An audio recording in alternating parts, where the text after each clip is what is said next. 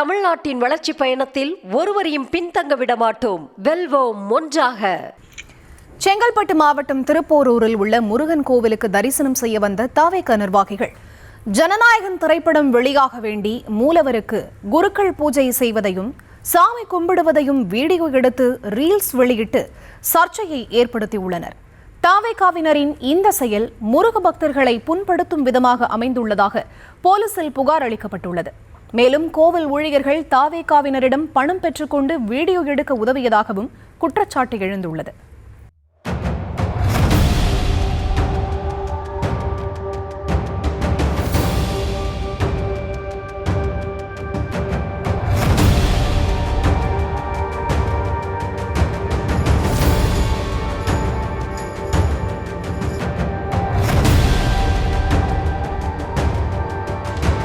செங்கல்பட்டு மாவட்டம் திருப்போரூரில் அமைந்துள்ள பிரசித்தி பெற்ற முருகன் கோவிலுக்கு அன்றாடம் உள்ளூரில் இருந்தும் அண்டை மாவட்டங்களில் இருந்தும் நூற்றுக்கணக்கான முருக பக்தர்கள் வருகை புரிகின்றனர். கோயிலின் உட்பகுதியில் புகைப்படம் மற்றும் வீடியோ எடுக்க கோவில் நிர்வாகம் தடை விதித்திருக்கும் நிலையில் தாவேகாவினர் ஒரு படி மேலே மூலவர் அறைக்கே சென்று வீடியோ எடுத்து ரீல்ஸாக வெளியிட்டதுதான் பெரும் சர்ச்சையை ஏற்படுத்தியிருக்கிறது.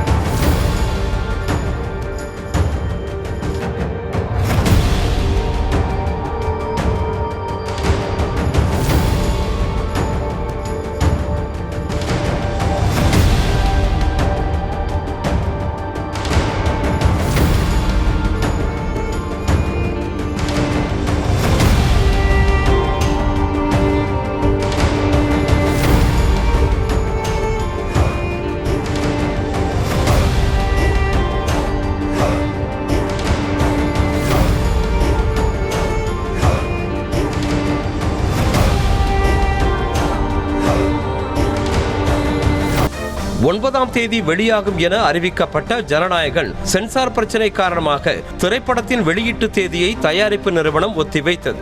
அப்போது முதலே விஜய் ரசிகர்கள் பெரும் கவலையில் உள்ளனர் என்றுதான் சொல்ல வேண்டும். விஜய் ரசிகர்கள் பலரும் ஜனநாயகன் வெளியாக வேண்டி கோவிலில் வழிபாடு செய்தும் பொங்கல் வைத்தும் வேண்டுதலை நிறைவேற்றி வருகின்றனர்.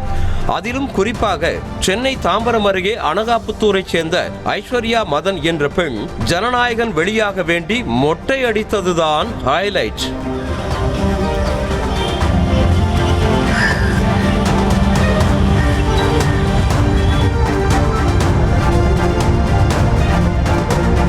இப்படி இருக்கையில் செங்கல்பட்டு மாவட்ட தாவேகா நிர்வாகிகள் சிலர் கும்பலாக திருப்போரூர் முருகன் கோயிலுக்கு வந்து கருவறைக்குள் மூலவருக்கு குருக்கள் பூஜை செய்வதையும் சாமி கும்பிடுவதையும் வீடியோ எடுத்து ஜனநாயகன் பாடலை வைத்து ரீல்ஸ் செய்து வெளியிட்டுள்ளனர்.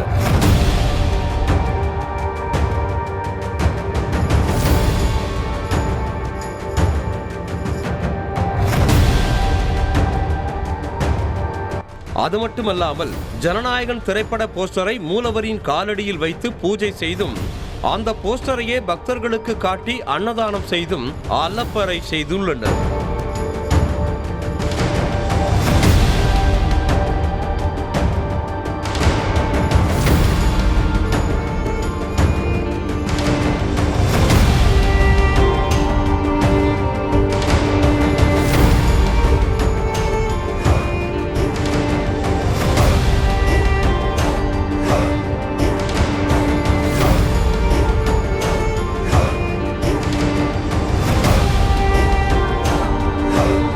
தாவேகா நிர்வாகிகள் மற்றும் தொண்டர்கள் கோவில் முழுவதும் போஸ்டரோடு சுற்றி திரிந்தது மட்டுமல்லாமல் அன்னதானம் வழங்கும் அண்டாவிலும் கூட விஜய் போஸ்டரை ஒட்டிக்கொண்டு விளம்பரம் செய்து கொண்டிருந்தனர்.